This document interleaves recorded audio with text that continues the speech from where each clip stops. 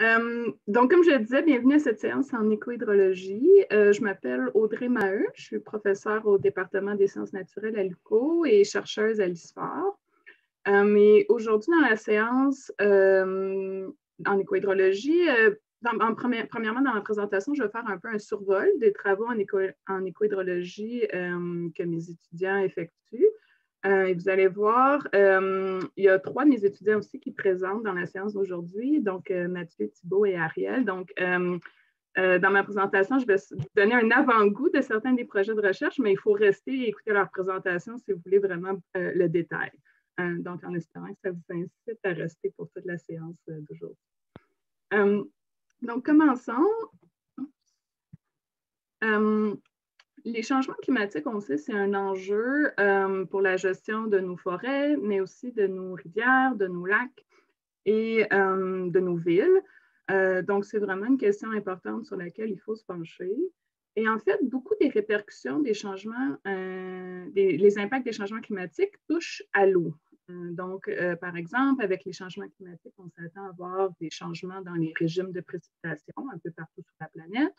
On s'attend aussi à avoir un assèchement de l'atmosphère. Donc, plus l'air se réchauffe, plus il peut contenir de l'humidité, ce qui fait qu'on va avoir tendance à avoir une diminution de l'humidité relative de l'air avec le réchauffement des températures. Et tout ça, et cet assèchement atmosphérique-là va avoir un impact sur tout ce qui touche l'évaporation, que ce soit l'évaporation de l'eau au sol, l'évaporation en lac et la transpiration par les arbres, qui est une autre forme d'évaporation. À ces changements climatiques-là, une des choses qu'il ne faut pas oublier, c'est qu'il y a toute une gamme de perturbations locales qui ont aussi lieu sur le territoire.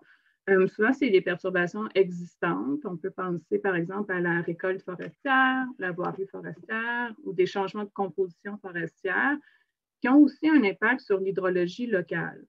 D'autres types de perturbations locales importants, ce sont les changements d'utilisation du sol, comme l'urbanisation et la création de grandes surfaces imperméables qui vont nécessairement changer le cycle de l'eau locale. Et finalement, on peut aussi penser en rivière qu'on a des perturbations aussi importantes qui modifient l'écoulement de l'eau, comme les nombreux barrages qu'on trouve sur notre territoire. Donc, les changements climatiques viennent se superposer à ces perturbations locales-là du cycle de l'eau, et tout ça vient affecter les écosystèmes, que ce soit des écosystèmes forestiers ou des écosystèmes aquatiques. Et c'est en fait dans mon laboratoire, les travaux de recherche qu'on fait, c'est essayer de mieux comprendre comment différentes perturbations viennent modifier le cycle de l'eau, et ensuite comment ça peut venir impacter les écosystèmes. Donc, c'est les travaux en écohydrologie qu'on fait dans mon laboratoire. Donc, les premiers travaux que je vais vous présenter aujourd'hui touchent au changement climatique. Ce sont les travaux de ma stagiaire postdoctorale Cybèle Cholet, qui s'est intéressée à la manière dont les changements climatiques viennent affecter la disponibilité de l'eau dans les forêts de l'Outaouais. On s'est intéressé à cette question-là parce que les changements climatiques modifient différents flux hydrologiques et on essayait de comprendre c'était quoi comment la somme de toutes ces perturbations-là des flux hydrologiques allait affecter la disponibilité en eau. Donc, un des premiers flux hydrologiques qu'on s'attend à ce qu'ils soient modifiés avec les changements climatiques, ce sont les précipitations. On s'attend à une légère augmentation des précipitations, ce qui pourrait sembler un bon signe pour la disponibilité en eau pour la végétation, mais en fait, on s'attend aussi à ce que les précipitations soient concentrées en événements extrêmes.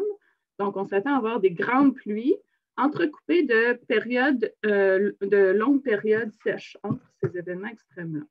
Donc, on a voulu étudier qu'est-ce que ça impliquait pour la disponibilité en eau pour les arbres. Et ensuite, je l'ai mentionné, avec le réchauffement des températures, on va avoir un assèchement atmosphérique et ça va venir favoriser l'évaporation et donc le retour de l'eau vers l'atmosphère. Donc, on s'est intéressé un peu à l'effet intégrateur de ces différentes perturbations-là et on a évalué comment ça venait affecter l'humidité du sol. Pour faire ça, on a utilisé un modèle de surface qui s'appelle CLAS. Un modèle de surface, en fait, c'est une description physique de tous les flux hydriques qui ont lieu dans une parcelle de terre donnée. Donc, on regarde les flux hydrologiques entrants, comme les précipitations, et tous les flux hydrologiques sortants, comme l'évaporation, mais aussi les écoulements. À ce modèle-là, on donne en intrant des données climatiques. Donc, on a donné en intrant des 8 simulations climatiques donc, qui simulent l'impact des changements climatiques pour 2 scénarios d'émissions de gaz à effet de serre. Un scénario relativement optimiste, le RCP 4.5, et un scénario qu'on appelle souvent business as usual, le RCP 8.5, donc un scénario plus pessimiste.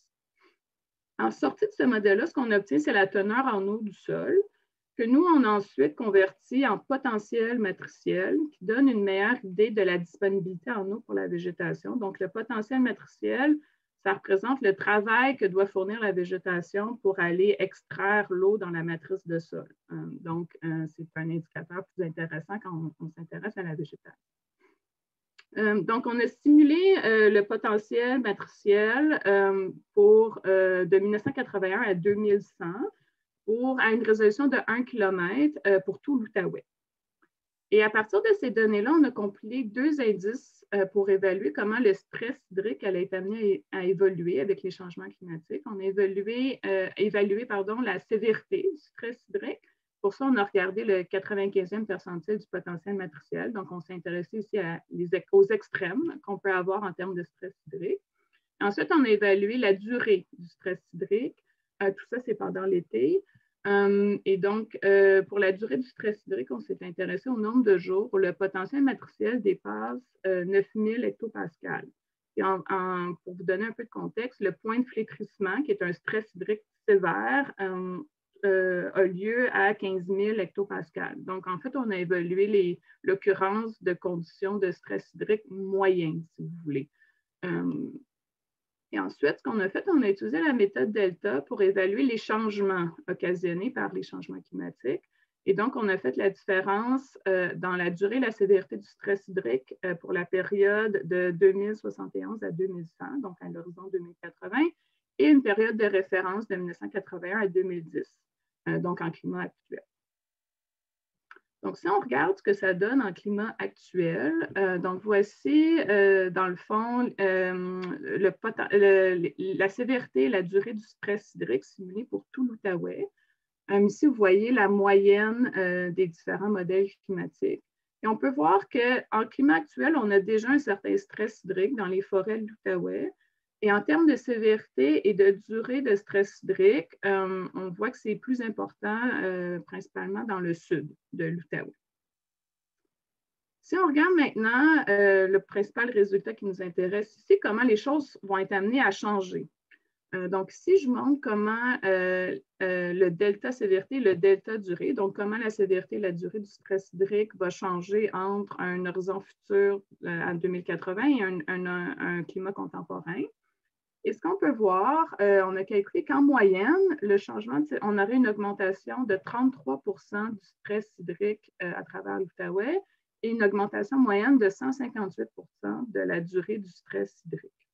Donc, on peut voir que l'augmentation de la sévérité du stress hydrique touche particulièrement les régions, le nord de l'Outaouais, qui étaient des régions où on avait relativement peu de stress hydrique en climat actuel, si vous vous rappelez la slide précédente.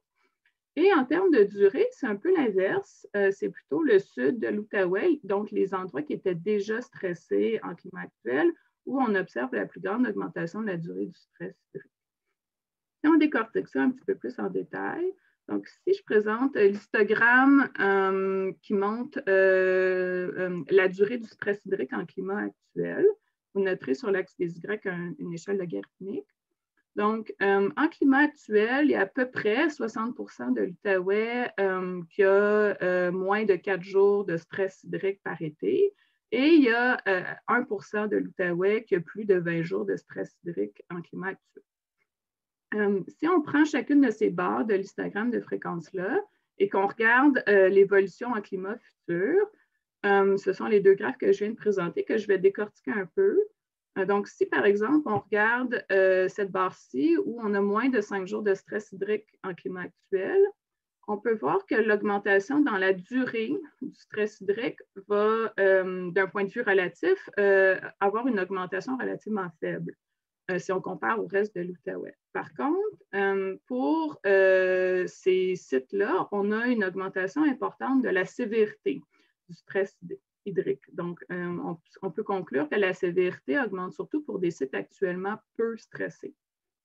À l'inverse, si on s'intéresse de l'autre côté de l'histogramme, aux endroits où on a actuellement plus de 25 jours de stress hydrique, on observe, on prédit en fait que la durée du stress hydrique va augmenter considérablement, mais que la sévérité du stress hydrique stagne. On n'a pas des grandes augmentations de la sévérité du stress hydrique. Donc, ça montre qu'il y a vraiment une variabilité spatiale dans l'impact des changements climatiques sur la disponibilité de l'eau dans le sol et que l'augmentation de la durée de la sévérité du stress hydrique n'a pas lieu aux mêmes endroits en Outaouais. Donc, on pourrait penser qu'on voudrait peut-être considérer ces zones-là de manière différente dans la gestion des forêts. On s'est ensuite regardé c'était quoi les déterminants de cette variabilité spatiale-là. Et en fait, on a utilisé des arbres de régression pour faire ça. Et ce qui ressort, c'est parmi les variables qui déterminent le plus l'augmentation de la sévérité de la durée du stress hydrique, en fait, ce sont des caractéristiques qui touchent au sol. Donc, en premier lieu, la profondeur du sol, qui joue un rôle important sur les conditions de stress hydrique projetées, et ensuite la texture du sol. Donc, ça montre bien l'importance d'avoir, premièrement, des bonnes cartes de sol pour essayer de comprendre qu'est-ce qui se passe sur le territoire et que ces caractéristiques de sol-là sont très fortement reliées aux conditions de stress. Donc, on sait que la disponibilité en eau est amenée à changer, est amenée à diminuer en Outaouais. C'est quoi les pistes de solutions qui peuvent s'offrir à nous face à cette disponibilité en eau réduite-là? Une des options en aménagement forestier qui s'offre à nous, c'est l'éclaircie forestière. Ça a beaucoup été mis de l'avant. Il y a plusieurs travaux aux États-Unis qui ont été faits à ce sujet-là. Et c'est le sujet de la maîtrise de Thibault qui s'intéresse à différentes intensités d'éclaircie et il évalue comment ça vient affecter la transpiration des arbres selon l'intensité d'éclaircie. Donc, il présente aujourd'hui, donc vous aurez la chance d'entendre un petit peu plus en détail ce projet-ci. Si vous vous souvenez, au début de ma présentation, j'ai parlé que l'impact des changements climatiques sur l'hydrologie forestière se superpose à des perturbations locales. Et en fait, il y a beaucoup de travaux dans mon laboratoire qui s'intéressent justement à ces perturbations locales-là, notamment au changement d'utilisation du sol. Donc ici, ça, c'est un projet, encore une fois, qui a eu lieu en Outaouais, effectué avec Sylvain Delagrange, où on a quantifié toute une gamme de services écosystémiques notamment l'infiltration de l'eau dans le sol. Et c'est celui-ci que je vais présenter aujourd'hui. Donc, ce qu'on a fait, c'est qu'on a sélectionné des grandes zones forestières, urbaines et agricoles. Et dans chacune de ces trois zones-là, on a ensuite sélectionné des sites avec un couvert arboré et un couvert herbacé, ainsi que des sites situés à proximité d'un cours d'eau et dans un milieu qu'on dirait plus intérieur, donc éloigné d'un cours d'eau. Donc, on avait 18 sites à travers tout l'Outaouais où on est allé mesurer l'infiltration de l'eau dans le sol. Ce qu'on a observé, si on regarde les résultats de cette étude-là, c'est que c'est l'utilisation du sol, donc les grandes zones forestières, agricoles et urbaines, était le principal déterminant du taux d'infiltration et qu'on avait un taux d'infiltration de 2 à 3 fois supérieur en milieu forestier. Donc, une des choses importantes qui ressort ici, c'est que la présence d'un couvert arboré, que ce soit en milieu urbain ou en milieu agricole, ne permettait pas de réatteindre, si vous voulez, les niveaux d'infiltration qu'on avait dans les grandes zones forestières. Et à l'inverse, dans ces grandes zones forestières-là, si on avait juste un couvert herbacé et pas de couvert arboré, on était quand même capable de conserver un taux d'infiltration assez important. Donc, ça montre un peu l'importance de garder ces grandes zones forestières-là pour favoriser l'infiltration de l'eau dans le sol. Puis l'infiltration de l'eau dans le sol, c'est d'intérêt notamment face à des précipitations extrêmes où on préfère que l'eau s'infiltre dans le sol plutôt que de ruisseler à la surface et rejoindre les cours d'eau très rapidement, ce qui augmente le risque de débordement de ces cours d'eau. Ensuite, dans les autres perturbations locales qu'on regarde dans mon laboratoire, il y a l'envahissement par le hêtre des érablières. C'est le projet de maîtrise d'Ariel qui s'intéresse à comment ce changement de composition-là qu'on observe dans certaines érablières vient affecter les différents flux hydriques, notamment la transpiration par les arbres et l'interception des précipitations. L'idée, c'est de comprendre est-ce que le être vient modifier le bilan hydrique et donc accroître la compétition, par exemple, pour les ressources en eau. Donc, Ariel présente aussi aujourd'hui. Vous aurez la chance de l'entendre un peu plus en détail, son projet. Et finalement, l'autre perturbation locale que mon étudiant Mathieu étudie, ce sont les petits barrages. Donc, on se dirige en fait, plutôt que de travailler en forêt, on travaille vraiment les deux pieds dans les cours d'eau ici. En fait, les petits barrages, on en trouve une multitude au Québec, plus de 6500 petits barrages à l'échelle de la province. Et on connaît très peu leurs impacts. Donc, Mathieu s'est intéressé à cette perturbation-là, qui est souvent dans les grandes zones forestières. On retrouve aussi une multitude de petits barrages. Donc, c'est important de comprendre qu'est-ce qui se passe à ce niveau-là. Et Mathieu a évalué l'impact des petits barrages, dans son cas, sur la température des cours d'eau. Donc, vous pourrez aussi l'entendre dans la séance d'aujourd'hui, parler un petit peu plus de son projet et de ses résultats. Donc, pour conclure ma présentation, aujourd'hui, j'ai parlé de l'impact des changements climatiques sur l'hydrologie forestière. Donc, j'ai montré les résultats en Outaouais qui montraient une disponibilité en eau réduite et qu'on avait une forte variabilité spatiale dans l'impact des changements climatiques avec une augmentation de la durée du stress hydrique et de la sévérité du stress hydrique, mais à des endroits différents. Donc, ça, c'est un des premiers résultats. Ensuite, j'ai parlé que l'impact des changements climatiques se superpose à des perturbations locales. J'ai montré qu'il y avait une infiltration réduite de l'eau en milieu urbain et agricole. J'ai mentionné ensuite qu'on s'intéressait à des questions de changement de composition et l'effet des petits barrages sur l'hydrologie locale. Et c'est les présentations que vous pourrez voir dans le reste de la séance. Et finalement, comme piste de solution, parce que c'est important aussi de ne pas juste s'intéresser à caractériser des problèmes, il faut aussi penser à des pistes de solutions. Une des pistes de solution face à une disponibilité en eau réduite, c'est l'éclaircie forestière. Et Thibault va présenter ses travaux à ce sujet pour voir si cette approche-là semble une approche intéressante pour nos forêts ici. Donc, merci de votre attention. Je pense que je vais avoir le temps pour prendre quelques questions. Oui, merci beaucoup, Audrey. On va définitivement pouvoir prendre le temps pour quelques questions. Pour éviter des problèmes hier, pour m'assurer qu'on ne perde pas des questions, si vous avez une question, n'hésitez pas à allumer votre caméra puis de lever la main. Comme ça, je vais m'assurer de pouvoir vous voir que vous avez une question. Donc, j'ouvrirai le plancher pour savoir s'il y a des questions pour Audrey Maheu. Vous pouvez également les inscrire dans le chat. Donc, Sébastien Meunier qui a une question. Vas-y, Sébastien. Oui, bonjour Benoît. Merci Audrey pour la présentation. Très intéressant comme mise en bouche.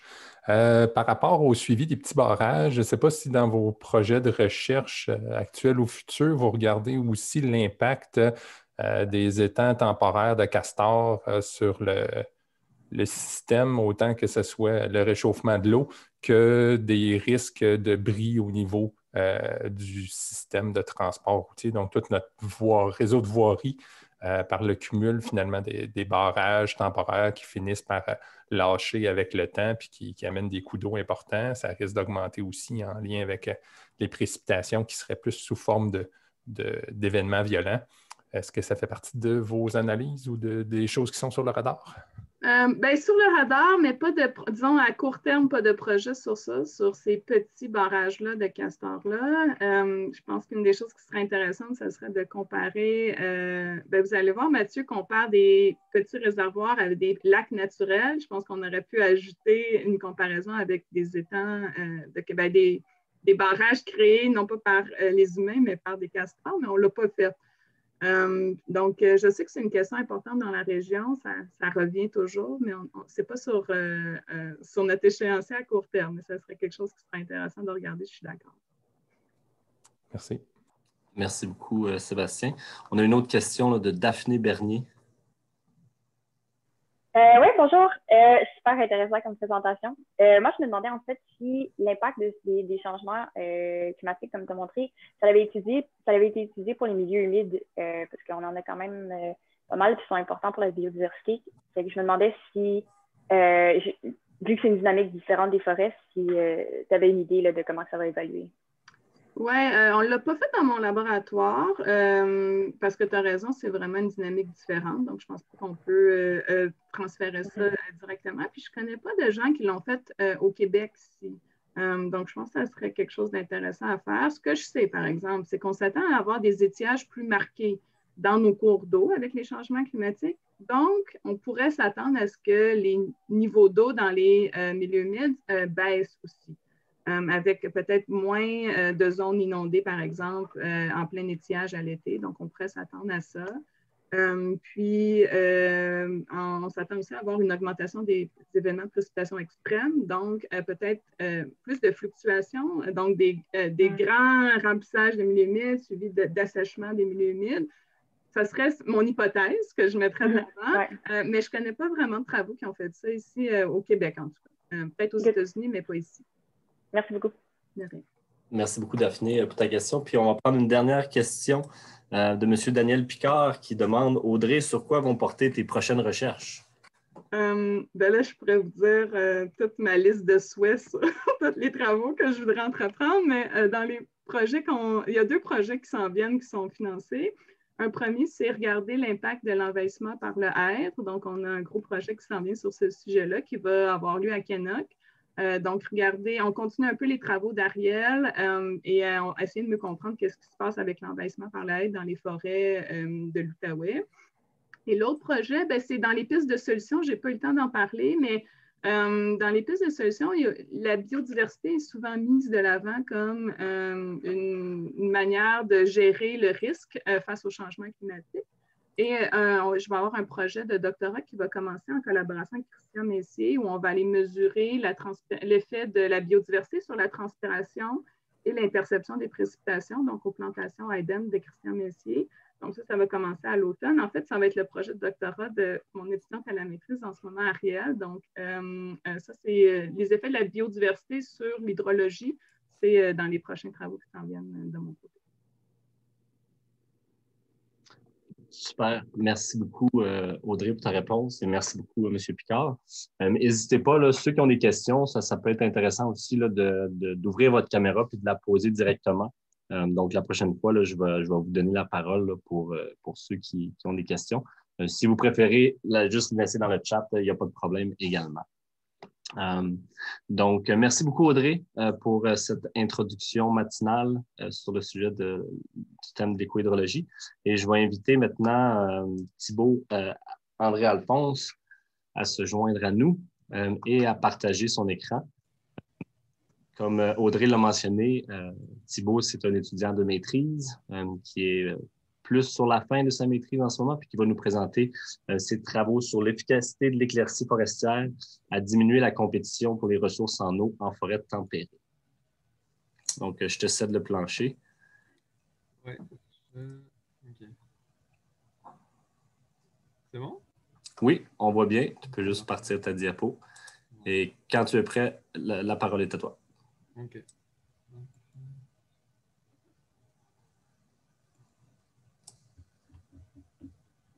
Ok, parfait. Bonjour à tous. Je me présente, je m'appelle Thibault André-Alphonse. Je suis étudiant à la maîtrise en biologie à l'ISFOR et je vais vous présenter mon projet de recherche qui s'intitule Comment l'éclaircie forestière affecte-t-elle la transpiration des érables rouges? Donc, je vais aussi vous refaire une petite introduction rapide, comme l'a fait Audrey, sur les changements climatiques. Donc, comme on l'a vu, que ce soit au niveau global ou au niveau régional, on a des augmentations de température, des augmentations de la sévérité et de la durée des sécheresses, des augmentations du nombre de jours consécutifs sans pluie. Et le dernier point, c'est une augmentation du déficit de tension de vapeur. Donc, pour faire simple, c'est une augmentation c'est l'atmosphère qui s'assèche. Les conséquences de toutes ces augmentations sur les forêts, c'est l'eau qui va être beaucoup moins disponible dans le sol et pour les arbres. Et de ce fait, la compétition entre les arbres elle va être forte. Et ça va aussi entraîner des hausses de transpiration pour ces arbres. Et une des pistes de solution pour contrer ce manque de disponibilité de l'eau, ce sont les éclaircies forestières.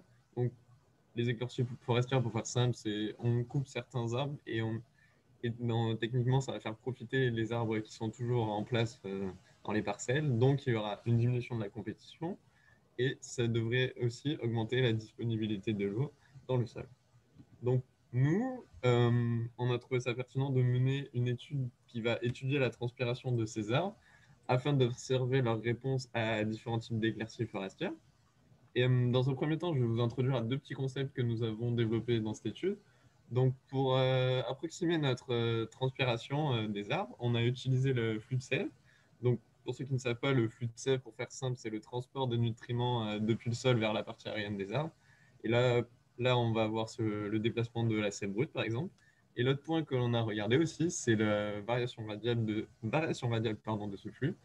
Donc, on a fait, pour faire simple, on a étudié le flux à deux profondeurs différentes dans le pas de vie de l'arbre.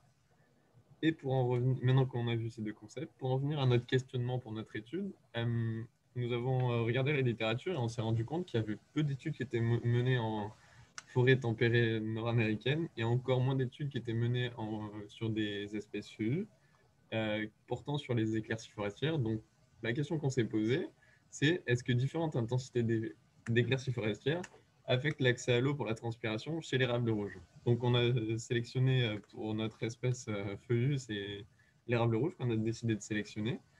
Et toujours en étudiant la littérature, on a une attente qui correspond, comment dire, vous dire ça. On s'attend à ce que notre flux de sève, donc notre taux de transpiration, ait une augmentation proportionnelle en fonction de notre intensité d'éclaircie. Donc, pour faire simple, on s'attend que plus on a une éclaircie qui est forte, plus notre flux de sève devrait être important. Notre étude, elle a été menée dans le parc régional de la forêt de Drummond. Donc, c'est aux abords de Drummondville, à quelques kilomètres. Et elle prend place dans le dispositif Sylvadapt, qui rassemble plusieurs études dans cette forêt. Pour mon étude, j'ai sélectionné 3 sites dans lesquels ont été éclaircies 3 parcelles par site, donc ce qui nous a mené à un total de 9 parcelles. Nous avons 3 différentes intensités d'éclaircie, donc une faible, une modérée et une forte. Et à chaque fois, on a des surfaces terrestres résiduelles différentes, donc de 20, 12 et 6,5 m² par hectare. Et dans chacune de nos parcelles, on a sélectionné 2 érables rouges de diamètres différents. Et le point qui est aussi important à prendre en compte, c'est que ces éclaircies ont été réalisées à la fin de l'année 2019 et pendant l'hiver 2020, et que notre étude, elle a commencé à mi-juin 2020. Donc, c'est un laps de temps très court entre les deux. Pour continuer, les capteurs de flux de sève, ce sont les instruments que nous avons utilisés pour mesurer notre flux de sève dans nos érables rouges. Donc, on a équipé 1 ou 2 capteurs selon leur diamètre. Et au total, on a installé 27 capteurs, mais ces capteurs, ils nous ont surtout permis de mesurer la densité de flux de sève. Les capteurs que nous avons employés, ils sont basés sur le principe qu'a développé M. Granier. Donc, c'est assez simple. Vous avez un capteur qui est inséré dans l'arbre avec 2 sondes. La première sonde qui est insérée en dessous de la seconde. Et la seconde que vous voyez ici, elle est chauffée par un générateur, que ce soit une batterie ou des panneaux solaires, peu importe. Et la différence de température entre les 2 sondes, ça va nous permettre de mesurer la densité de flux de sève. Donc, si vous avez une petite photo de notre dispositif avec les capteurs qui sont en dessous des protections que vous avez ici. Les premiers résultats que j'ai, ce sont des résultats préliminaires pour l'instant. Donc, ici, vous avez un plot représentant la densité de flux de sève sur l'axe des ordonnées, donc ce que nous avons relevé avec nos capteurs. Et sur l'axe des abscisses, vous avez le VPD, donc la densité de flux de sève, comme je vous l'ai dit tout à l'heure. La densité de flux de sève, là, on peut dire que, par exemple, ici, quand elle est faible, on peut associer ça à des journées qui seront plus humides. Et pardon, j'ai oublié aussi de vous dire qu'en couleur, vous avez les différentes intensités d'éclaircie qui ont été réalisées. Donc, pour en revenir aux journées qui sont plus humides, avec une densité de flux de sève plus basse, on remarque que les densités de flux de sève pour chacune de nos intensités d'éclaircie, elles ne sont pas vraiment différentes. Et que pour interpréter ça, on pourrait dire qu'il n'y a pas vraiment d'effet de l'intensité d'éclaircie sur la disponibilité, enfin, l'accès à l'eau des érables rouges. Mais par contre, pour les journées qui sont avec un VPD plus élevé, donc qui correspondent à des journées plus sèches et plus chaudes, on peut voir que là, on a encore une fois du mal à différencier l'intensité d'éclaircie faible et modérée, du fait que la densité de flux de sève, elle est un peu plus haute pour l'intensité d'éclaircie faible, mais par contre, ce qu'on peut voir, c'est que l'intensité d'éclaircie forte, elle est encore une fois plus basse que pour l'intensité faible et modérée. Et ça, c'est pas du tout à ce que... Ah, pardon. à ce à quoi on s'attendait. Comme je vous l'ai dit au début, on s'attendait à ce que pour une intensité d'éclaircie forte, on ait un flux de sève qui soit beaucoup plus élevé que par rapport aux autres. Et là, ce n'est pas le cas. On voit que notre densité de flux de sève, elle est constamment en dessous, pour les intensités fortes. Donc ça, c'est une première chose que l'on peut voir. Et là, vous avez un petit résumé de ce que je viens de vous dire. Donc, on n'a pas d'augmentation de la densité de flux de sève proportionnelle à l'intensité d'éclaircie. On n'a pas il semble pas y avoir d'effet de l'intensité faible ou modérée sur l'accès à l'eau pour les érables rouges. Et l'intensité forte, elle ne rend pas l'eau plus accessible pour les arbres. Bah alors, qu'est-ce qu'on peut dire pour notre question qu'on avait au tout début? Donc, est-ce que différentes intensités d'éclaircie affectent l'accès à l'eau pour la transpiration sur les arbres rouges? Ben, pour l'instant, moi, ce que je dirais, c'est que oui, ça l'affecte, mais ça ne l'affecte pas comme on le pensait au début. Ça l'affecte différemment. Je ne sais pas si vous vous souvenez, mais je vous ai dit qu'on avait réalisé que les exercices avaient été réalisés en début d'année 2020. Et un des points qui est important de regarder, c'est qu'il y a vraiment une très forte croissance du sous-bois forestier entre la période de l'éclaircie et la période à la fin de l'étude. Ici à droite, vous avez une photo de notre dispositif à la fin de l'étude et vous voyez qu'il y a vraiment beaucoup, beaucoup de régénération. C'était vraiment même compliqué d'aller jusqu'à nos sites, alors qu'au début, on y allait vraiment très facilement. Et ça, cette forte croissance du sous-bois forestier, ça peut augmenter notre compétition pour l'eau et ça pourrait expliquer pourquoi notre densité de flux de sève, elle est tout le temps en dessous de nos deux autres intensités. Et l'autre point que nous avons, c'est que une éclaircie, ça ouvre forcément la canopée de notre parcelle. Donc, notre sol forestier il sera plus exposé au rayonnement solaire et donc, il y aura potentiellement une hausse de l'évaporation de l'eau et de la tension hydrique du sol et qui pourrait aussi expliquer le fait qu'on ait des données de densité plus faibles qui soient toujours plus basses. Pour la suite, il va falloir que je finalise mes modèles statistiques et que je les analyse. Et l'étape ultime, ce sera de rédiger un article scientifique avec mes sorties de mes modèles. Je vous remercie de votre attention et si vous souhaitez me contacter, vous avez mon adresse email qui est ici. Merci. Merci beaucoup, Thibaut, pour ta présentation. C'est très intéressant. C'est le fun de voir les photos après éclaircie. J'avais vu les sites avant l'éclaircie. Et là, c'est très marquant. Ouais, il y a vraiment une forte régénération. Est-ce qu'on a des questions dans la salle? Il y a Marie-Ève qui lève sa main vigoureusement. Bravo, Thibaut. Je me disais, est-ce que vous avez regardé, quand les coupes sont plus intenses, il peut y avoir beaucoup de ruissellement, donc les pertes de cations et tout, là, donc parce que ça, c'est aussi un effet, là, 6 mètres carrés par hectare, c'était intense comme coupe? Oui, c'est vraiment une forte. Mais est-ce que vous avez regardé des paramètres du sol, l'humidité du sol, des trucs comme ça? Et en fait, on a essayé de regarder l'humidité du sol. On avait mis un dispositif sur les sites, mais les données que j'en ai retirées, elles sont pas très bonnes, donc on les a pas utilisées pour l'instant. Mais on avait juste regardé, c'était juste pour la teneur en eau du sol. On n'avait pas regardé tout ce qui est ruissellement ou les choses comme ça. On n'avait pas regardé. Okay. Non. Merci beaucoup. Merci Marie-Ève pour la question. Est-ce qu'on a d'autres questions dans la salle? Dans le fond, M. Picard, est-ce que vous voulez poser votre question? Oui, merci Thibaut. C'est une présentation qui pique la curiosité, qui fait que je veux en savoir plus. Mais une question simple, étant donné la présence importante des érables à sucre en Outaouais, est-ce que les conclusions sont transférables à l'érable à sucre?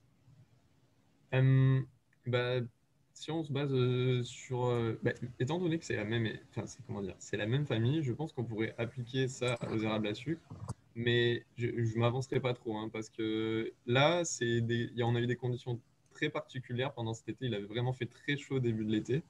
Donc moi, je pense qu'il faudrait refaire une étude dans les mêmes conditions sur les érables à sucre, parce que là, c'était vraiment des conditions assez exceptionnelles pendant cet été. Donc, je ne m'avancerai pas trop quand même. Excellent, merci beaucoup Thibaut.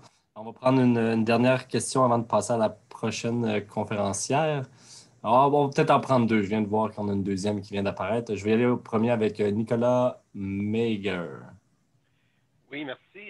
Bonne présentation, intéressant. Je me demandais, est-ce que vous avez évalué aussi le pourcentage de prélèvement que c'est uniquement la surface terrienne résiduelle? Est-ce que ça a un impact sur les résultats qui sont attendus? Et puis, est-ce que vous avez aussi évalué le fait de prélever encore moins de surface terrière, dont avoir une surface terrière résiduelle entre 22 et 26, par exemple? On a juste regardé la surface terrestre résiduelle. Et concernant ce qu'on a regardé avec moins, non, parce qu'il y avait certains sites où de base, on avait une surface terrestre qui était déjà de 20 mètres carrés à l'hectare, donc on n'a pas pu on n'a pas pu répliquer avec plus de 20 mètres carrés à l'hectare. Donc ça, on n'a pas pu faire avec plus de surface terrienne. C'était ça notre aspect limitant. Merci. Merci beaucoup, Thibault. On va prendre une dernière rapidement. Il y a Audrey-Anne Loisel qui avait une question également. Oui, bonjour. Merci pour ta présentation. Moi, j'ai une question un peu plus statistique sur tes résultats. Donc, outre le fait que tes moyennes dans le graphique que tu nous as montré n'étaient pas très différentes, ça t'amène à des conclusions justement il n'y a pas grand-chose de significatif. Il y a quand même des fortes différences au niveau de la distribution, de la variabilité, là. Surtout pour il y a beaucoup plus de variabilité pour tes intensités de coupe faibles et modérées. Je me demandais, est-ce que tu as des hypothèses qui pourraient expliquer cette plus grande variabilité-là?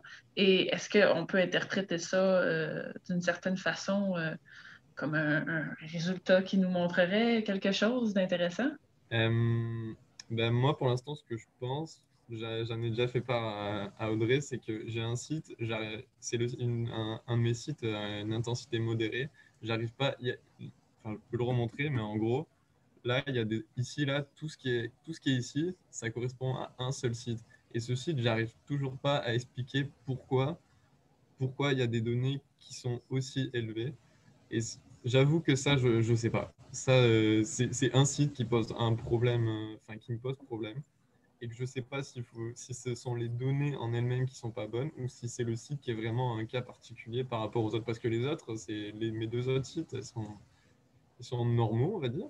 Mais là, j'avoue que là, je sais pas. Mais c'est une très bonne question parce que moi aussi, je me la pose et je sais pas trop. Ok, ben merci. Merci beaucoup, Thibault. Puis merci à tous pour vos questions. On va passer à la prochaine conférencière. Donc, j'inviterai Ariel à partager sa caméra puis à faire le partage de son écran également. Je ne sais pas si ta connexion va être suffisante. Oui, tu peux partager ta caméra ce matin, Ariel? Oui. Parfait. Donc, rapidement, Ariel, comme Audrey l'a mentionné lors de sa présentation, c'est une autre étudiante à la maîtrise sous la direction d'Audrey Maheu puis Philippe Nollet ici à l'ISFOR. Puis elle va nous parler un peu de son projet de maîtrise sur l'envahissement par le hêtre dans les érablières, puis est-ce que ça accroît la compétition pour les ressources hydriques. Donc, je te cède le plancher, Ariel. Est-ce que vous entendez? Oui, on t'entend bien. Okay. Bonjour à tous et bienvenue pour cette deuxième journée de colloque. Donc, je suis Ariel Rasnev, je suis étudiante à la maîtrise sous la supervision d'Audrey Maheu et Philippe Nollet. Et aujourd'hui, je vais vous présenter mon projet qui est sur l'effet de l'envahissement par le hêtre sur le bilan hydrique des peuplements forestiers. Donc, sans plus tarder, je vais commencer. Les projections futures du climat indiquent une augmentation de la température dans les prochaines années et cela va se manifester par des périodes chaudes plus fréquentes et plus longues, ce qui va entraîner un allongement de la saison de croissance de la végétation. À cela va s'ajouter une demande évaporative accrue de l'atmosphère et cette combinaison va entraîner un épuisement des ressources en eau du sol et un stress hydrique. Dans les peuplements forestiers, cela va se manifester par des compétitions entre les arbres, une diminution de la productivité et même une augmentation de la mortalité. Donc, pour faire face à cette problématique, pour réduire ces compétitions entre les stars, l'éclaircie est adoptée pour réduire cette compétition et pour augmenter la résistance des peuplements forestiers à la sécheresse. Cependant, l'ouverture de la canopée est un des facteurs qui favorise la prolifération des végétations récalcitrantes sous bois, et c'est le cas de l'établissement des hêtres dans les érablières. Donc, dans les forêts tempérées décidues, on a constaté un déclin de l'érable à sucre, une diminution de 20%, et en parallèle, on a constaté une progression du hêtre à grande feuille qui a, pendant cette même période, doublé. Donc, l'envahissement par le hêtre va entraîner une modification de la composition et de la structure des peuplements, parce que le hêtre va aussi modifier la composition de la régénération dans les érablières. D'un autre côté, il y a aussi la maladie corticale du hêtre qui va faire que peu de hêtres matures vont survivre. Donc, on peut dire que notre propre problématique, c'est qu'à long terme, à mesure que les périodes sèches vont augmenter, est-ce que l'envahissement par le hêtre va exacerber la compétition pour l'eau dans nos érablières? Donc, ceci nous amène à la question de recherche qui est: quels sont les effets de la strate arbustive sur le bilan hydrique des peuplements de feuillus tolérants ayant subi une coupe de jardinage? Donc, comme hypothèse, on a avancé que les strates arbustives vont exercer une compétition par exploitation et par interférence vis-à-vis de la strate arborée, une compétition pour l'eau. Explique un peu. En période sèche, on s'attend à ce que la strate arbustive va exercer une compétition par exploitation. Cette compétition va être mesurée par la transpiration et on prédit que la densité de flux de sève, qui est une mesure de la transpiration, sera plus faible dans les peuplements envahis que dans les peuples non envahis par le hêtre. Puis, en période humide, on s'attend à ce que la strate arbustive va exercer une compétition pour l'eau par interférence vis-à-vis de la strate arborée, du fait que la canopée va être plus dense dans les peuples envahis à cause de la forte densité de hêtres dans ces peuplements. Donc, la quantité de pluie qui va être interceptée dans ces peuplements envahis va être plus importante dans les peuplements envahis. Donc, cette étude s'est déroulée l'été dernier dans la réserve de Kenock en Outaouais. On a eu 6 sites, dont 3 sites envahis par le hêtre et 3 sites non envahis par le hêtre. Et pour ces sites-là, on a effectué des inventaires forestiers. On a aussi mesuré la transpiration. On a utilisé les capteurs de dissipation thermique de Cranier. Thibaut nous l'a expliqué un peu comment ça marche. Il s'agit de 2 sondes insérées dans l'arbre, dans une sonde qui est chauffée, et la différence de température va nous servir à calculer la densité de flux de sève, qui est une mesure de la transpiration. Dans chacun de nos sites, que ce soit envahi ou non envahi, on a mesuré cette densité de flux de sève pour 2 érables à sucre, un gros puis un moyen. Puis, on a aussi mesuré la densité de flux de sève pour le hêtre, une colle de hêtre. Puis, nous avons aussi mesuré l'interception grâce à un dispositif muni de gouttières qui va collecter l'eau et qui est ensuite relié à un pluviomètre. Ici, ce qu'on tient, c'est la quantité de précipitation qui arrive à traverser la canopée, donc qui atteint le sol. Et ça va nous permettre à calculer l'interception, qui est le rapport entre la précipitation incidente, c'est-à-dire la précipitation au-dessus de la canopée, et la précipitation en dessous de la canopée. Puis, grâce à nos inventaires forestiers, on a pu avoir ces surfaces terrières de nos sites. Donc, on voit ici, en plus foncé, les sites envahis, et en fer plus clair, c'est les sites non envahis. Donc, pour la surface terrière des sables, on voit ici qu'il n'y a pas vraiment de différence de surface terrière parce qu'il s'agit de tous de sites qui ont subi une coupe de châtaignage. Donc, par contre, pour la surface terrienne de col de hêtre, on voit nettement une grande différence entre les sites envahis et non envahis. Et c'est important parce qu'il s'agissait d'un des facteurs qu'on a considérés pour le choix de nos sites. On a caractérisé les sites envahis par le hêtre pour des sites qui avaient des surfaces terrières de col supérieures à 2 mètres carrés par hectare et sites non envahis pour des surfaces de col de hêtre inférieures à 0,5 mètres carrés par hectare. On a aussi mesuré de surface foliaire et on voit ici que la surface foliaire qui est une indication de la transpiration et de l'interception, l'indice est plus élevé pour les sites envahis que pour les sites non envahis. Ah oui, c'est ça. L'indice de surface foliaire, c'est une indication de la transpiration et de la quantité de pluie interceptée. Et on a utilisé un analyseur de Coufer LAI 2000. Donc, ici, il s'agit de mes résultats préliminaires aussi. Donc, pour la transpiration, le graphique nous montre la variation de la densité de flux de sève en fonction du déficit de pression de vapeur. Les couleurs plus foncées, c'est les données des sites envahis et les couleurs plus claires, c'est les sites non envahis. Donc, ici, on peut dire que la densité de flux de sève augmente au fur et à mesure que l'air s'assèche, c'est-à-dire au fur et à mesure que le VPT augmente. On peut dire aussi que la densité de flux de sève est plus élevée pour les sites envahis que les sites non envahis et que l'écart entre la densité de flux de sève pour les deux sites est d'autant plus importante au fur et à mesure que le VPT augmente. On peut aussi dire qu'il n'y a pas vraiment de différence significative entre la densité de flux de sève pour l'érable à sucre et le hêtre à grande feuille, qui pourrait se traduire par une différence qui n'est pas significative entre les arbres et les arbustes. Puis pour l'interception, le graphique ici nous montre le total de transpiration pour chaque site.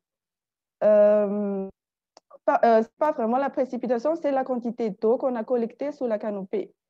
C'est la précipitation sous la canopée. Ici, on a eu des données de précipitation incidente, c'est-à-dire de précipitation au-dessus de la canopée, à partir de la station météo de la réserve de Keinok. Donc, c'est la barre en orange. Donc, ici, on peut voir vraiment que environ seulement 30% de la précipitation atteint le sol. Et on pourrait aussi dire que la quantité d'eau qui atteint le sol est plus élevée dans les sites non envahis que dans les sites envahis. Et ça, c'est confirmé par les données de LAI que je vous ai montrées tout à l'heure, qui nous indiquent que la densité de la canopée est vraiment plus intense dans le site envahi, donc l'interception est plus importante. Pour conclure, on a vu que la densité de flux de sève était plus élevée dans les sites envahis. Ceci indique donc une plus faible compétition pour l'eau et c'est un peu contradictoire par rapport à nos prédictions, mais l'analyse est en cours, donc on n'en est pas encore vraiment sûr, on verra. Puis pour l'interception, on a vu que l'interception était plus faible dans les sites non envahis. Donc, il y a beaucoup plus d'eau disponible dans les sites non envahis. Ça, c'était conforme avec l'hypothèse qu'on avait avancée. Et puis, concernant l'effet de l'envahissement par le hêtre sur le bilan hydrique, si on ne s'en tient qu'aux résultats de l'interception, on voit vraiment qu'il y a un effet de l'envahissement par le hêtre sur les flux hydriques. Et ce qui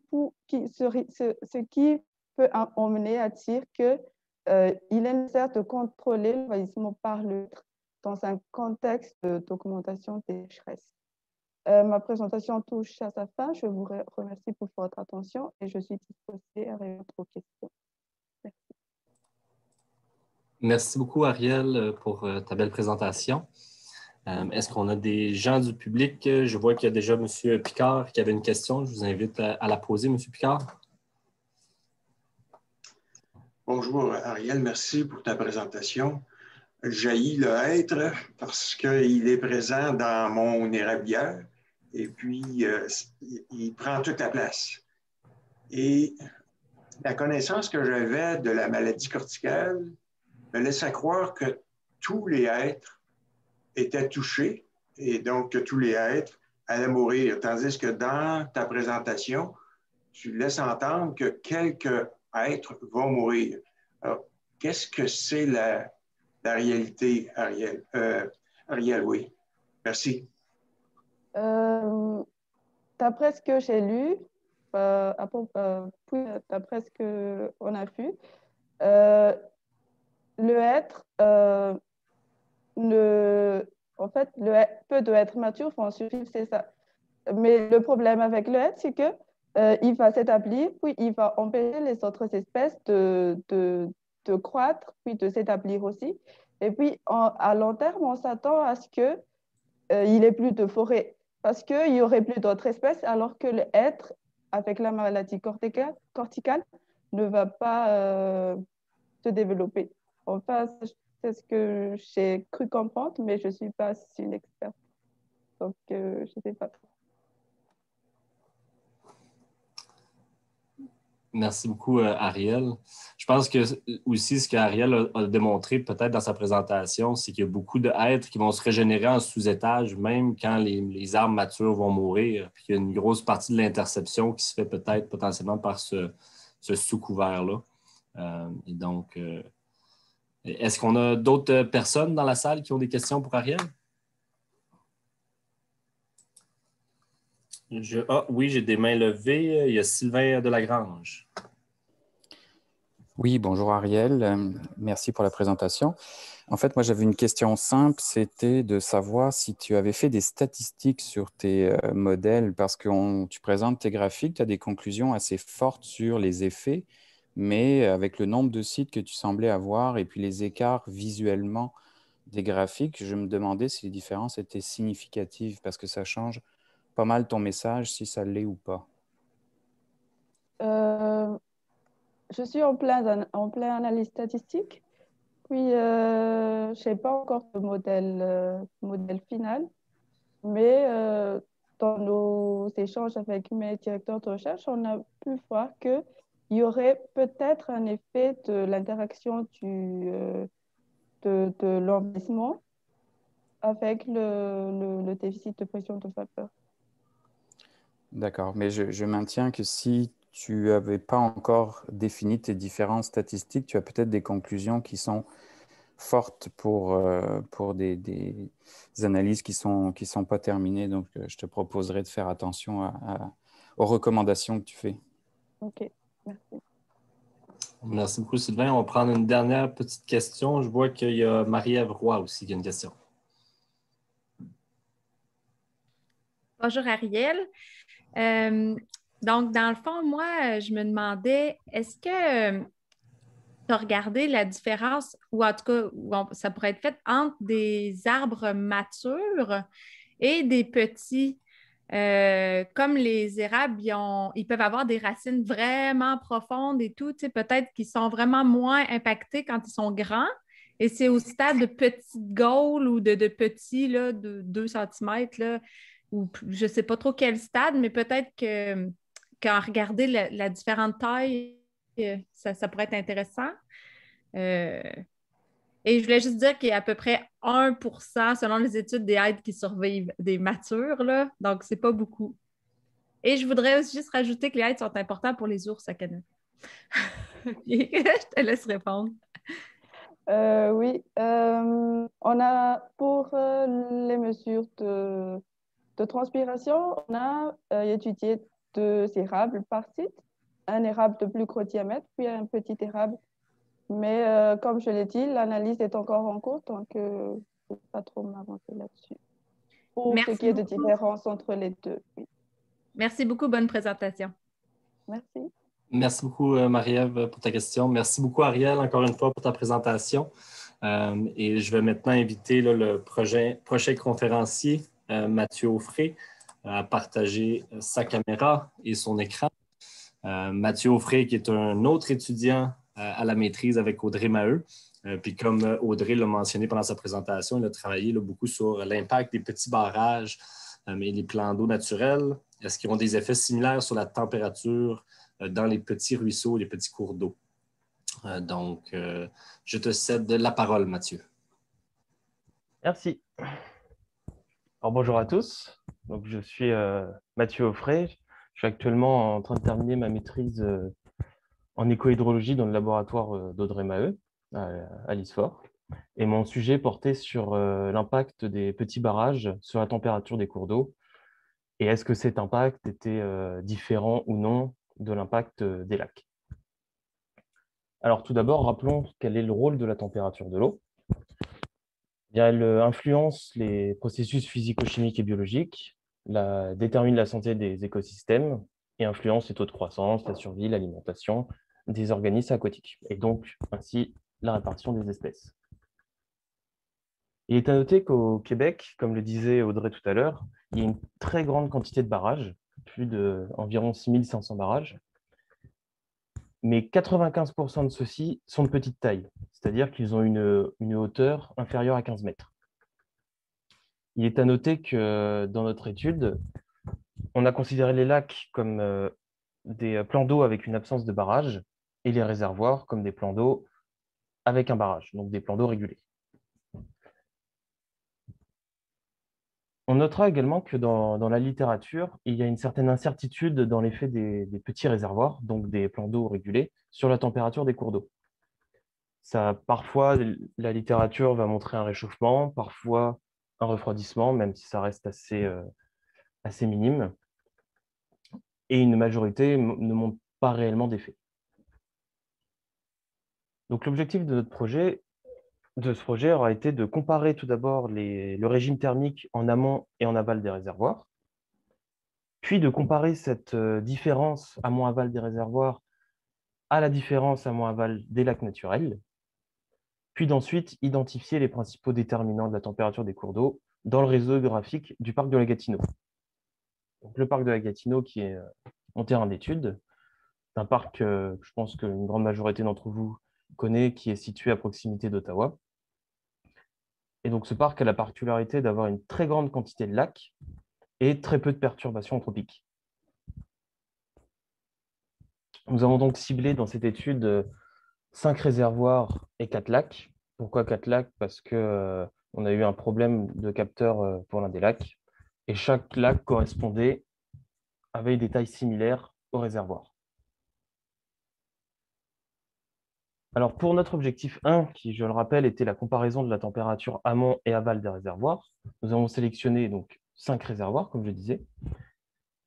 Nous avons placé des capteurs de température en amont des réservoirs, à environ 100 mètres du réservoir, ainsi qu'en aval du barrage. Cela nous a permis de caractériser 4 métriques du régime thermique, qui étaient la magnitude exprimée par la température moyenne mensuelle au mois d'août, la fréquence correspond au nombre de jours au nombre d'événements chauds, pardon. Nous avons pris excusez-moi, au nombre d'événements chauds supérieurs à 25 degrés. Pourquoi nous avons pris 25 degrés? Car c'est la température létale de plusieurs espèces aquatiques, notamment l'ombre de fontaine, qui est une espèce parapluie et très présente dans le parc. Nous avons ensuite cherché à caractériser la durée. La durée, en fait, est le nombre de jours qu'ont duré ces événements chauds. Et enfin, le taux de variation, qui est la plage journalière moyenne, c'est-à-dire le maximum quotidien moins le minimum quotidien. Pour notre objectif 2, qui cherchait à comparer donc l'effet des réservoirs à l'effet des lacs, donc là, nous avons un n égale 9, et nous avons donc cherché à comparer ces deux effets avec un delta, c'est-à-dire la différence amont-aval. Enfin, notre objectif 3, qui, je le rappelle, cherchait à identifier les principaux déterminants de la température des cours d'eau, Notre plan d'échantillonnage s'est élargi à 36 sites.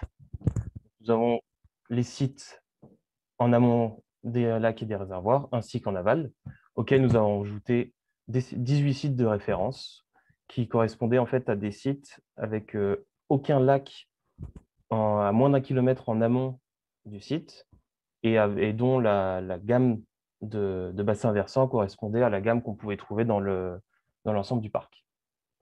Nous avons donc extrait des variables telles que bien sûr la température de l'eau, la largeur des cours d'eau, la taille du bassin versant. Puis nous avons ensuite fait une sélection de ces variables grâce à une matrice de pénalisation de Mara et Wood. Alors les résultats de la comparaison entre l'amont et l'aval des réservoirs a donné que l'aval est significativement plus chaud que l'amont. Ça se traduit en termes de magnitude. Donc, l'aval est environ 4,1 degrés plus chaud que l'amont. En fréquence, il y a les 1,4 jours où la température maximale de l'eau dépasse 25 degrés pour le mois d'août. Ces événements chauds sont également plus longs d'environ un peu plus d'une journée. Cependant, on a pu voir que le taux de variation, donc la température maximale quotidienne moins la température minimale quotidienne, était à peu près similaire entre l'amont et l'aval. Au niveau de la comparaison entre cet impact des réservoirs sur la température des cours d'eau et celle des lacs, on a pu voir qu'au final, les réservoirs ont un impact similaire à celui des lacs. Donc le delta aval-amont a donné des températures près égales, comme vous pouvez le voir sur ce graphique. Ensuite, nous avons les résultats qui ont cherché à trouver les principales variables d'intérêt de la température des cours d'eau, a donné que la distance au plan d'eau et l'aire de drainage étaient les deux déterminants principaux de cette température. Ils représentent à eux deux 67% de la variance expliquée. Mais il faut noter que ces deux déterminants expliquent beaucoup car nous sommes dans un espace peu perturbé, donc avec de faibles impacts anthropiques. Les plans d'eau sont donc un déterminant important, ainsi que l'aire de drainage. C'est-à-dire que plus l'aire de drainage sera importante, plus ça aura un impact sur la température de l'eau. Donc, pour conclure, on a pu voir que les réservoirs ont un effet de réchauffement. Cependant, cet effet de réchauffement est similaire à celui des lacs et que les plans d'eau ont un effet déterminant sur la température des cours d'eau ainsi que le bassin versant. Il y a donc un risque de création de hotspots sensibles aux espèces aquatiques lors de l'apparition de nouveaux plans d'eau, par exemple lorsqu'il y a la création de nouveaux barrages.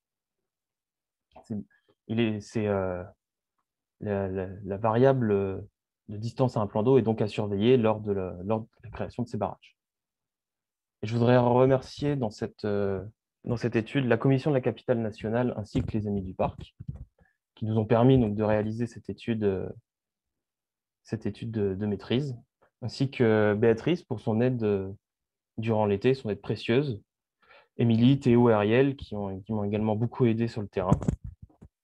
Par contre, je ne voudrais pas remercier le nid de guêpe qui était sous mon pied lors d'une journée sur le terrain et les néouïs de maringouins qui nous ont envahis tout le mois de juin. Je vous remercie. Merci beaucoup, Mathieu. Je pense que c'est la première fois que je vois une slide de non-remerciement à la fin d'une présentation, mais j'aime beaucoup. Je vais maintenant céder la parole aux gens de la salle qui pourraient avoir des questions pour Mathieu. Je vois que j'ai une question de Audrey-Anne Loisel. Oui, bonjour Mathieu. Moi, j'ai une question concernant la position dans le bassin versant de tes ruisseaux et de tes plans d'eau. Est-ce que vous avez tenu compte, par exemple, de l'ordre des ruisseaux? Est-ce qu'on est en un ordre 1, 2, 3, etc.? Et est-ce que tu penses qu'il pourrait y avoir une influence potentielle de résurgence d'eau souterraine qui viendrait venir jouer avec la température de certains cours d'eau? Par exemple, s'il y a des résurgences importantes juste avant ton réservoir réservoir, est-ce que ça pourrait booster ta différence de température que tu observes? C'est une très bonne question. Alors, dans la sélection de nos cours d'eau, on a déjà retiré les cours d'eau de tête de bassin pour justement limiter cet effet des infiltrations d'eau souterraine. Après, on n'a pas eu réellement de mesures sur d'autres sites. Il doit y en avoir forcément, mais je pense qu'elle est assez limitée. Et on n'a pas tellement utilisé non plus l'ordre de Strahler, on a plus cherché à utiliser une taille de bassin versant, qui au final pouvait correspondre à un proxy de l'ordre de Strahler. Merci. Merci beaucoup, Mathieu. Est-ce que j'avais vu d'autres mains levées, mais là, je crois qu'elles sont disparues. Est-ce que, Charbel, tu avais une question? Non. Non? OK, c'est parfait. Il n'y a pas de souci. Est-ce que j'ai une autre question dans la salle?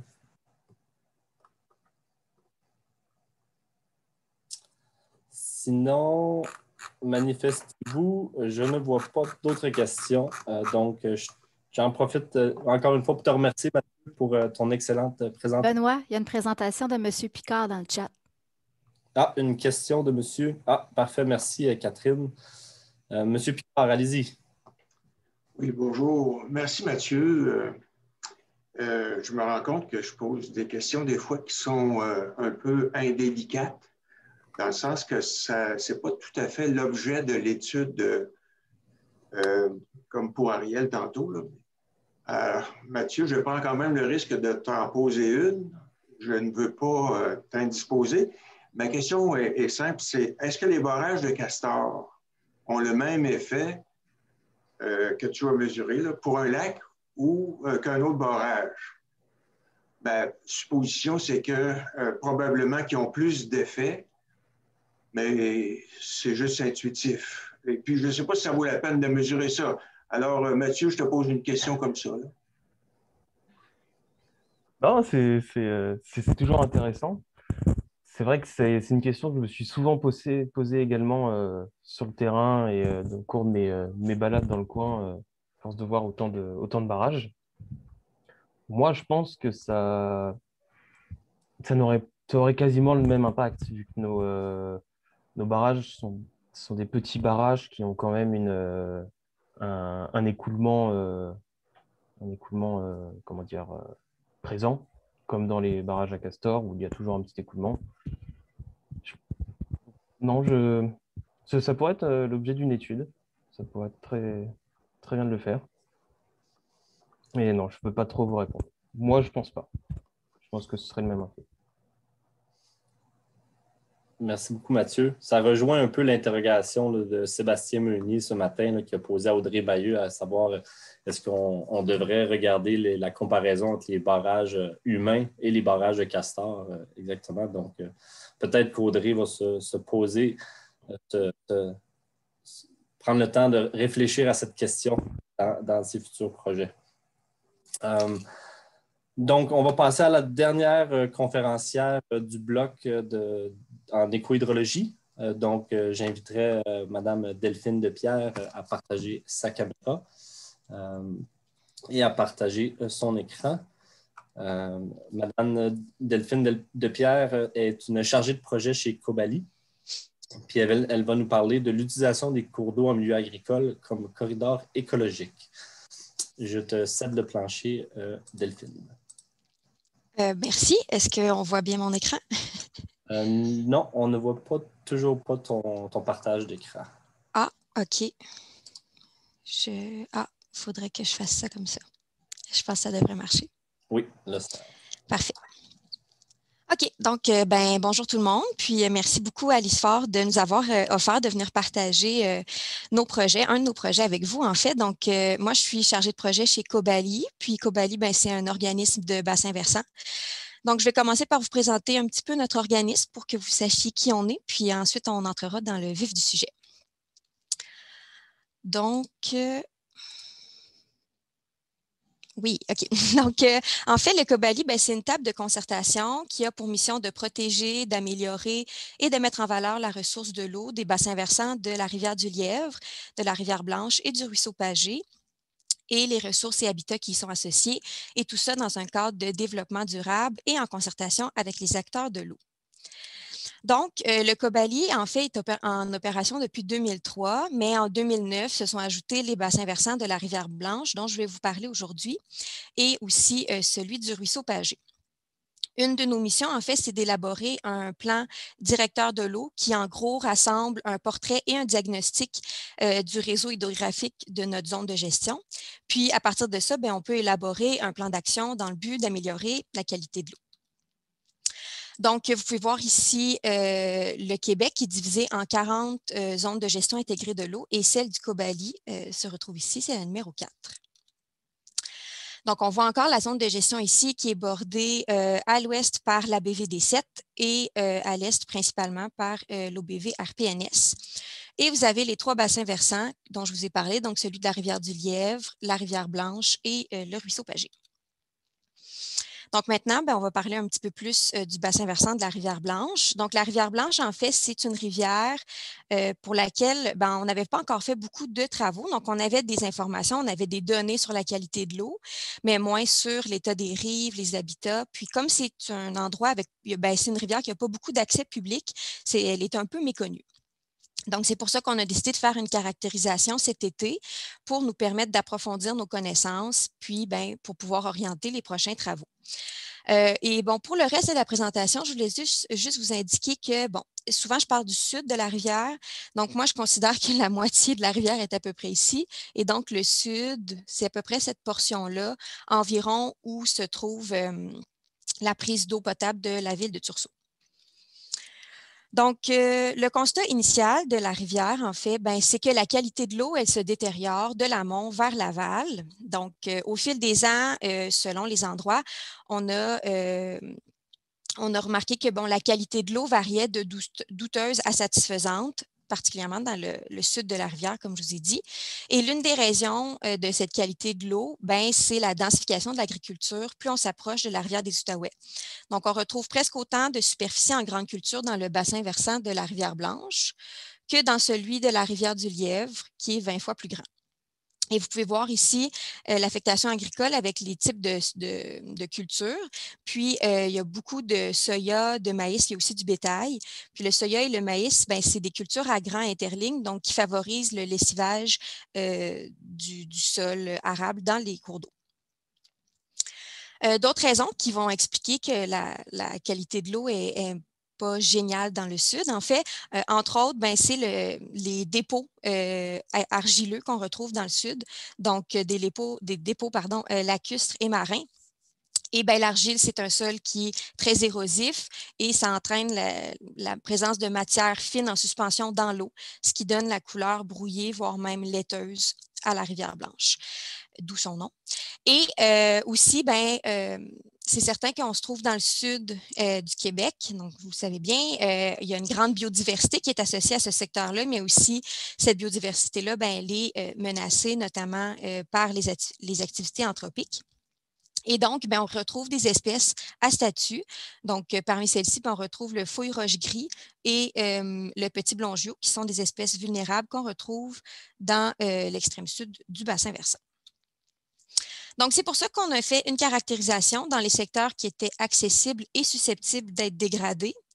Et puis, ces travaux-là se sont faits à pied, en canot, en auto, dans les municipalités de Mulgrave et Derry, de Mayo, Lochabert et Tursault un petit peu, et Lochabert partie ouest.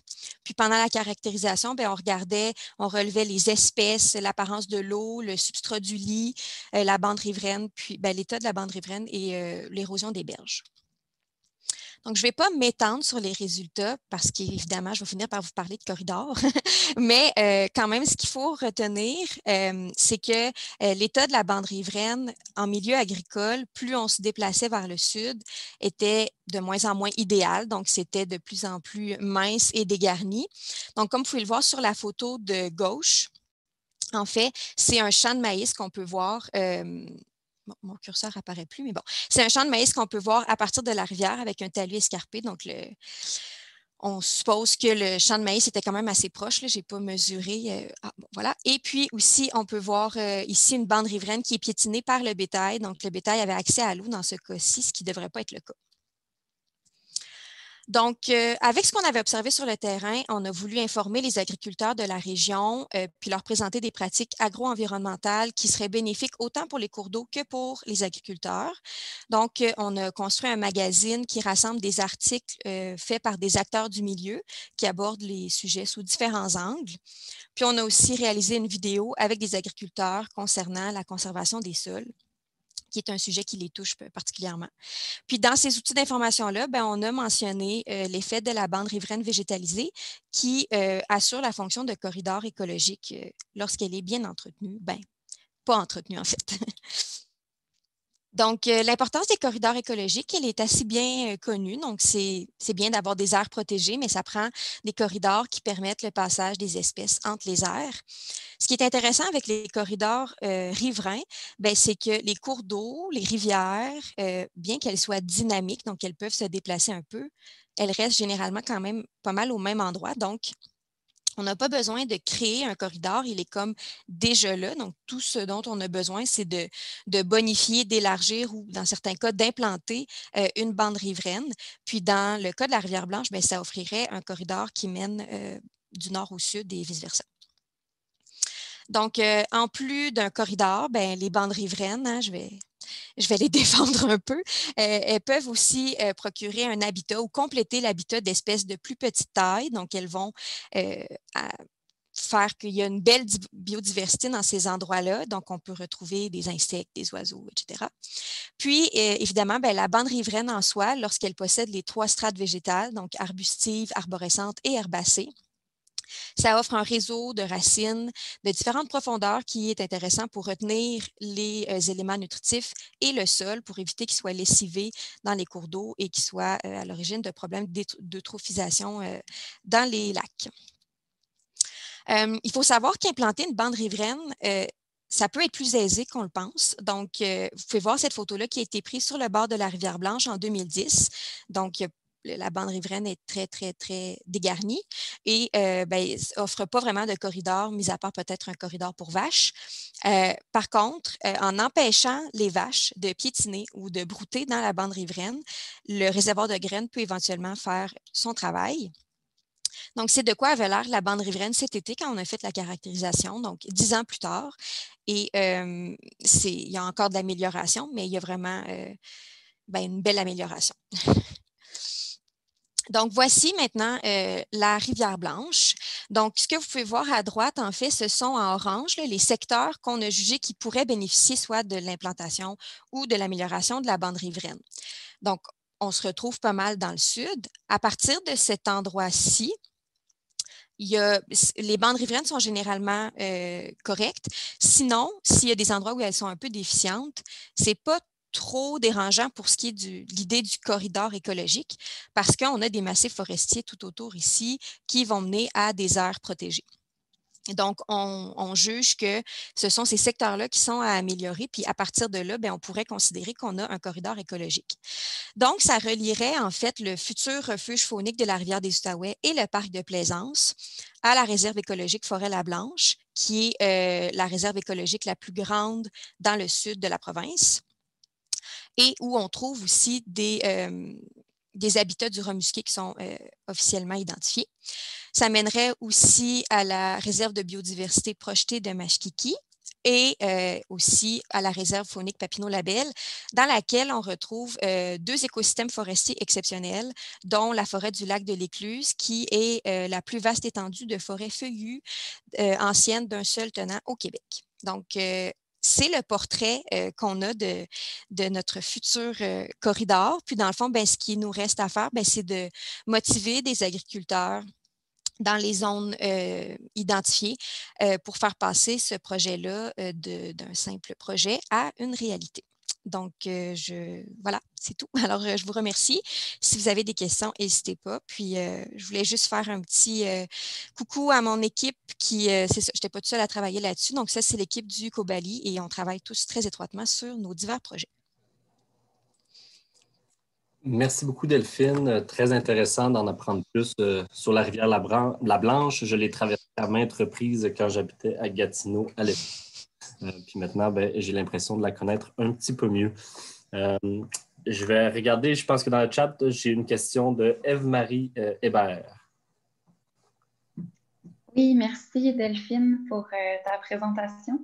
Je me demandais, c'est ça, à la fin, tu as identifié des parties de la rivière qui étaient à améliorer pour les bandes riveraines. Ouais. Et puis, je me demandais, est-ce que les prochaines étapes, c'était de faire des collaborations avec les propriétaires des terrains pour améliorer les bandes riveraines ou est-ce que c'est plus une proposition de ce qui est à faire pour la suite? Oui, c'est ça, mais je passais un peu vite, mais c'est ça. Dans le fond, on est présentement à la recherche on est en train de construire le projet, donc financement. Il y a plein d'options qui s'offrent à nous. Puis aussi, il va falloir parler avec les agriculteurs, donc trouver le moyen de les approcher parce que c'est sûr qu'on veut leur demander le moins d'implication possible parce que c'est des personnes qui sont occupées puis qui travaillent fort. Donc, on ne veut pas trop les déranger, mais c'est ça, il faut quand même avoir leur accord puis on veut essayer de leur proposer un projet clé en main qui, c'est ça, leur demande pas trop d'investissement, ni de temps, ni d'argent. Mais oui, c'est dans les plans. On aimerait ça peut-être que ça se produise l'année prochaine. Je ne sais pas si on va être capable de faire tous les secteurs qu'on a identifiés non plus, mais c'est ça, il faut commencer en quelque part. Bien, super. Puis, deuxième question aussi, tu as présenté un magazine puis une vidéo que vous avez fait. Oui. Et ça, je me demandais comment ça s'était traduit. Est-ce que vous avez vu une implication après avoir produit ça? Oui, comment? Je hoche la tête, mais dans le fond, c'est sûr que c'était notre premier coucou aux agriculteurs de la Rivière-Blanche. Donc, on a un agriculteur qui nous a répondu après avoir vu, je crois bien, la vidéo. Un agriculteur super motivé. Donc, c'est ça. Je suis bien confiante pour celui-là. On a aussi rencontré des agriculteurs pendant nos travaux, dans le fond, fait qu'on a des idées, mais c'est sûr que le magazine et la vidéo étaient quand même volumineux, je dirais. Donc, on n'a pas... J'imagine qu'ils l'ont lu ou certains d'entre eux l'ont lu, l'ont vu, mais on n'a pas eu d'autres retours. Mais peut-être que quand on va aller faire les visites sur le terrain, ben là, il y en a qui vont dire « Ah oui, je sais, je l'avais vu. » C'est ça. Mais peut-être, ouais. Merci beaucoup. Merci beaucoup, Ève-Marie, pour ta question. Alors, on a une question aussi d'Émilie Ladan. Est-ce que tu veux la poser, Émilie? Tu peux partager ta caméra. OK. C'était sur le plan législatif. Est-ce qu'il y a une obligation d'implantation des bandes riveraines pour les agriculteurs? Ou sinon, est-ce qu'il existe des mesures incitatives de type subvention en échange de bonnes pratiques? Merci. Oui. En fait, dans le fond, techniquement, la bande riveraine qui part de la ligne des Hautes-Eaux, pour les terres agricoles, doit faire 3 mètres. Donc, à partir de la ligne des Hautes-Eaux, on doit avoir un 3 mètres. C'est sûr que, est-ce que ça recommande d'avoir les 3 strates? Mais je ne pense pas que ce soit une obligation. Donc, eux autres, ils ont vraiment une portion de 3 mètres à partir de la ligne des Hautes-Eaux qu'ils ne doivent pas toucher. Cependant, la ligne des Hautes-Eaux, c'est difficile à établir. Fait que souvent, les agriculteurs vont partir du niveau de l'eau puis calculer un 3 mètres. Puis c'est ça. Puis c'est aussi long d'aller aller vérifier si les bandes riveraines sont réglementaires. Fait que oui, c'est censé, mais ce n'est pas toujours super bien respecté, malgré qu'il y en a qu'on a vu qu'il y avait des super belles bandes riveraines, je sais à le dire. Puis, j'ai oublié l'autre question. Est-ce qu'il y a des incitatifs, des subventions disponibles? Oui, bien c'est ça. Quand je parlais de financement, il y a le programme ALUS là, qui arrive en Outaouais, qui est vraiment pour les agriculteurs qu'on regarde. Il y a le programme Prime Vert aussi. Donc, il y a des subventions qui peuvent, tu sais, Prime Vert, c'est de 70 à 90% des travaux qui sont couverts. Donc, mais ça demande quand même du temps pour l'agriculteur, genre la paperasse et tout ça. C'est pour ça que nous, on essaie de les accompagner là-dedans puis de faire des projets. Mais oui, il y en a. Merci beaucoup. Émilie, pour ta question. Je vais prendre 2 dernières petites questions rapidement, juste pour qu'on se garde un peu de temps pour la pause. Donc, M. Picard, encore une fois, je vous laisse la parole.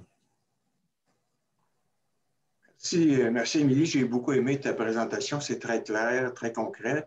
Et ça provoque chez moi plusieurs questions, dont, par exemple, une question, quel est l'argument décisif pour encourager, pour faire en sorte que l'agriculteur ou le propriétaire alentour du cours d'eau s'implique pour se donner une bande riveraine? Ça, c'est une question que je ne te poserai pas, mais la question que j'aimerais te poser, c'est plutôt celle-ci.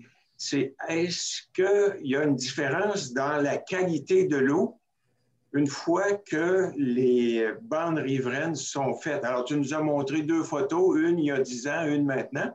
Est-ce qu'il y a 10 ans, on pouvait boire l'eau, par exemple? Est-ce que maintenant, on peut boire l'eau?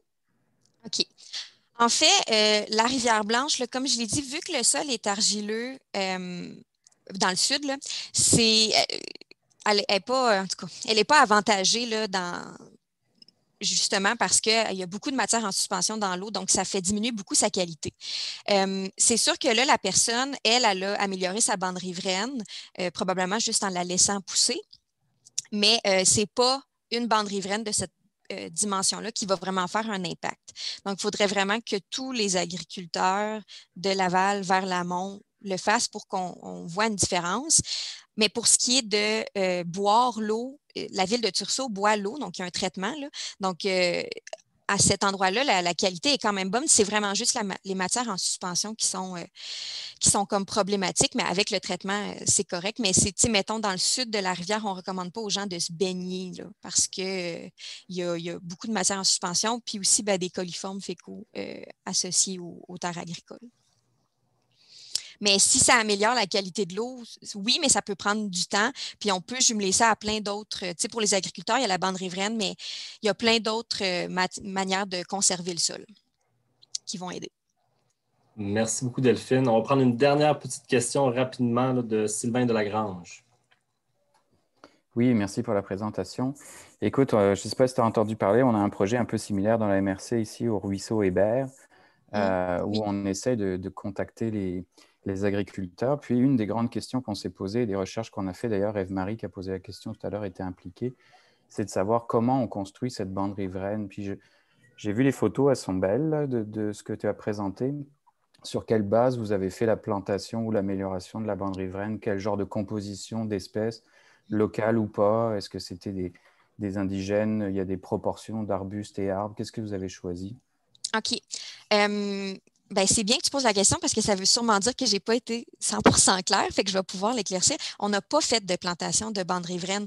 Ça, ce qui s'est passé en 10 ans, ça s'est fait tout seul. Ou à moins que l'agriculteur ait fait des démarches de son côté, mais ça m'étonnerait là, parce qu'en tout cas, fait que c'est pas nous, c'est vraiment juste si tu t'empêches les vaches d'aller là en mettant une clôture plus loin, ils vont arrêter de piétiner, arrêter de brouter, puis ça fait son travail tout seul. Pour les prochains projets, par exemple, oui, on veut faire des plantations. On n'est pas certain encore. Il y a un organisme, évidemment, je ne l'ai pas le nom direct comme ça, Arbre Évolution, je pense, qui propose des projets clés en main. Fait que on n'est pas encore allé regarder là-dedans trop, mais on pense consulter ce genre de personnes-là, puis peut-être même vraiment travailler avec eux, puis que ce soit eux qui plantent si le projet a lieu. Là, je parle vraiment beaucoup d'hypothèses, là. Pas d'hypothèses, mais en tout cas, on n'est pas certain encore si ça va avoir lieu, mais c'est ça. Fait que je sais que c'est complexe, mais c'est ça. Il y a des organismes qui sont, eux autres, ils sont vraiment spécialisés. C'est bon, puis en tout cas, il faut mieux être optimiste, là. Je suis d'accord avec toi. Puis juste pour les subventions, nous, on a fait un peu de recherche aussi, puis on voyait qu'il y avait quand même pas mal de subventions, mais souvent, elles partent du 3 mètres vers plus. Donc, c'est pour élargir la bande riveraine légale. Okay. Donc, souvent, les subventions qui sont offertes, c'est plus de 3 à 5 ou de 3 à 15 mètres. Donc, c'est des efforts de plantation en plus de ce qui est légal. Donc, Ah, ben c'est bien à savoir. Ouais. Des incitatifs qui existent. C'est ça. Ben nous, dans le fond, le projet que je vais présenter, là, qui était avant la plantation et tout, ça a été, dans le fond, on a trouvé une autre subvention qui n'était pas vraiment en lien avec l'agriculture tant que ça. Fait qu'on pourrait comme combiner une subvention plus classique là, qui nous donne de l'argent pour qu'on puisse planter dans la bande riveraine puis faire l'élargissement après avec des subventions plus appropriées. En tout cas, je suis bien content de voir que la nature, quand on la laisse faire, peut mettre en place des systèmes bien intéressants. Oui, c'est encourageant. Excellent. Ben, merci beaucoup, Sylvain, pour ton intervention. Puis, Delphine, si jamais tu as des questions dans les prochaines étapes de ton projet, n'hésite pas à contacter Sylvain. Il semble se poser un peu les mêmes questions que toi. Donc, des fois, on peut partager des ressources puis des idées ensemble. Donc, je t'invite, n'hésite pas. C'est un peu l'idée de vous inviter au colloque aussi. Oui, c'est ça. Ben, merci beaucoup. Des collaborations. Donc, on est bien content que je te remercie premièrement d'avoir accepté notre invitation. Ça fait plaisir. Merci beaucoup là, pour ta très belle présentation. Merci. On va prendre une petite pause de 10 minutes. On va revenir par la suite à 10h10 pour le prochain bloc sur les enjeux sociaux de conservation qui va être introduit par Catherine Turgeon. Puis je vais juste vous mentionner rapidement aussi qu'il va y avoir des prix pour les meilleures présentations étudiantes. Autant pour les longues présentations que les présentations éclairs, que les affiches scientifiques. D'ici demain matin, il va y avoir un kiosque proche de l'accueil où il va y avoir un petit sondage que vous allez pouvoir aller remplir pour voter pour les présentations que vous avez préférées. Je vous invite à voter uniquement si vous avez assisté à la majorité, peut-être pas nécessairement l'ensemble, mais au moins la majorité des présentations. Si vous avez juste assisté à un bloc de présentation, ça va être difficile pour vous de pouvoir faire un vote éclairé sur la présentation que vous avez préférée. Sinon, je vous invite à retourner dans l'espace ISFOR jusqu'à 10h10 et on se retrouve ici dans 8 minutes. Donc, merci beaucoup à tout le monde, puis on se revoit très bientôt.